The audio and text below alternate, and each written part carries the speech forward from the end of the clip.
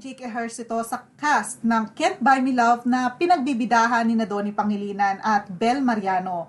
Kinumpirma ng ABS-CBN ang soon na pagsabak ni Jake sa naturang primetime series. Saad nga ng Kapamilya Network, kalakip ang ilang behind-the-scene photos ng aktor, quote, abangan si Jake Ejercito soon sa hashtag Can't Buy Me Love.